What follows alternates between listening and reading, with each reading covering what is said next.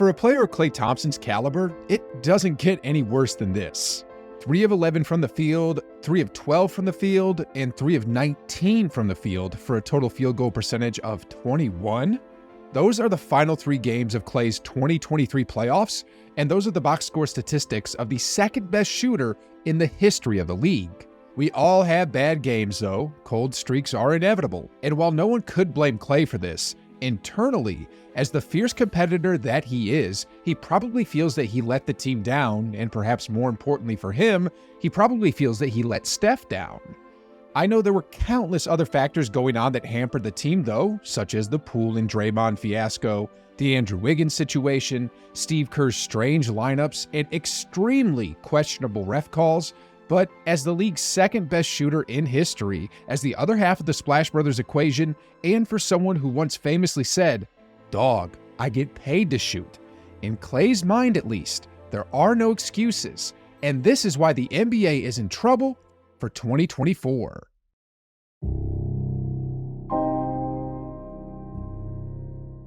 Since that dreadful series against the Lakers, Klay Thompson has been going all in when it comes to him working out in the lab.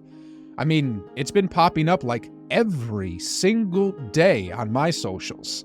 3-point shooting, getting to the basket, defense. He's been going as crazy as one can when it comes to basketball. And if you ask me, it seems like he remembers everything that went wrong during the 2023 playoffs and is relentlessly working to ensure that type of ending doesn't ever happen again.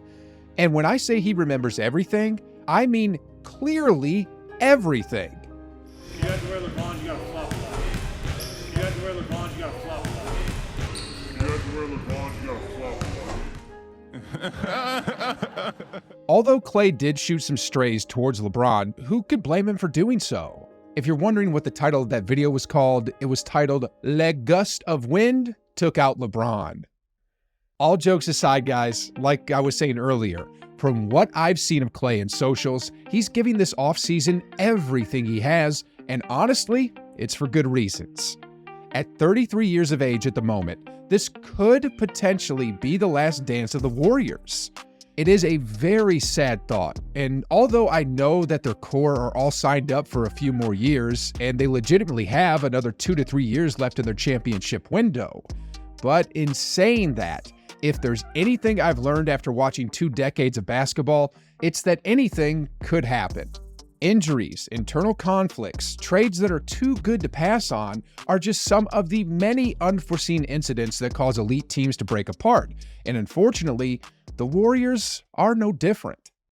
That's the pessimistic outlook on Klay and the Warriors, though. Let's switch gears here and look at the upsides. With Klay Thompson training harder than ever before, how good can he actually get at age 33?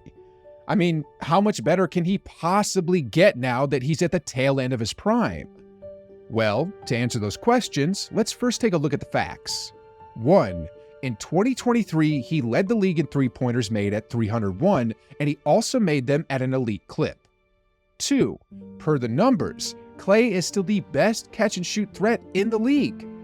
And 3, he'll play alongside Chris Paul, the master of manipulation. Honestly speaking, offensively, Klay seems poised to have the best offensive season ever.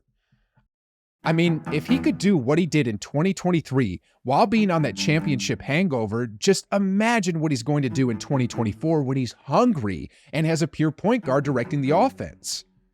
I, for one, am really looking forward to how much better Klay will be playing with an elite playmaker like CP3, who will time and time again put him in the best possible positions to do what he does best, and that's put the ball into the basket. I don't see 30 points a game coming from number 11, but I do smell something like a 50-40-90 club coming up. You know, similar to what Kyle Korver did at age 33, where he led the league with an astronomical three-point efficiency of 49%. Sheesh, guys. I still can't believe Korver shot those types of numbers on 6 attempts per game. Anyway, when it comes to defense, although Klay's clearly not the same as he once was, he's now had a full season and off-season to get his legs back. Then, on top of that, he was never the fastest perimeter defender to begin with. It was mainly the impeccable timing, footwork, and positioning which he excelled at when he made the all-defensive team back in 2019. And with this renewed hunger to win it all, although he won't be the lockdown defender he once was, standing at 6'6", he could still very well be a smart defender, which is arguably even more important than athleticism on its own. Overall, however, Klay feels the best he's ever felt, which is probably why he issued this jaw-dropping statement. It means so much to me, and it's incredibly humbling, and I can't wait to get back to California and get back to work because you guys inspired me to be the best I can be. So thank you so much. I love you. I can't wait to come back to China next summer with the 5th ring. I know many players like to talk big, like Dylan Dynasty Brooks, for example, and the dynasty that he was building over in Memphis, but when a 4-time champion who's done it 4 times says it, it ain't just words. Like I said, Klay has been in the lab this offseason with an elite skills trainer, and he's been working out like a madman. If he wasn't confident that he's at the level required to reach the summit again, he probably wouldn't have said that he'll return next summer with a 5th ring. This really does beg an important question. How confident is Klay, for real, when it comes to winning it all again next season? I mean, with the Nuggets looking like a juggernaut still, with the Celtics improving their roster, what is it that Klay feels that confident in to say that he'll be back with yet another ring when he returns to China next summer? I guess we'll be finding out soon. On another note here, have y'all ever wondered about the story of Game 6 Klay?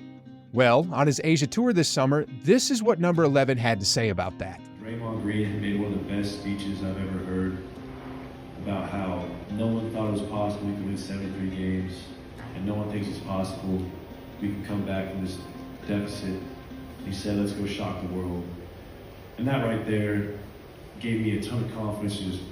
I like to say empty the clip as a shooter. Sheesh, guys.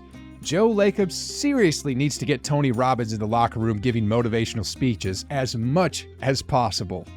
On a more serious note, though, recently Klay's father said that Klay, Draymond, Steph, and Looney should be Warriors for life. And Stephen A. had this to say about that.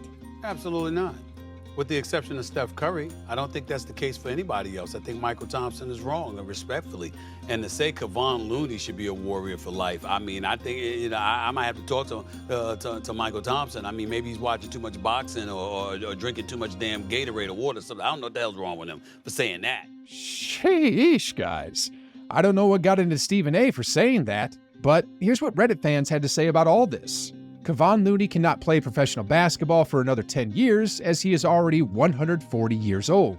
I could bury Kevon Looney's corpse 50 feet underground and he'd still end the night with 12 offensive boards. Everybody loves Loon. There's no way they could trade him away.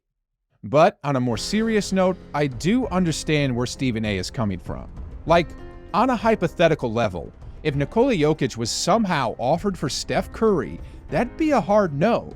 But if the Nuggets were somehow crazy enough to offer Nikola Jokic for Draymond Green, well, on a pure basketball level, you'd have to be a madman for turning that down. I mean, Jokic would extend the Warriors' dynasty for years to come, but at the other end of that spectrum, the question is, at what price?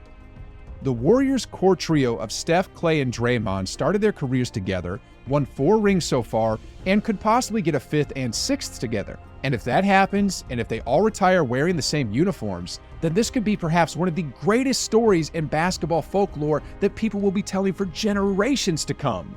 And, well, in my opinion, for whatever it's worth, that story isn't worth the price.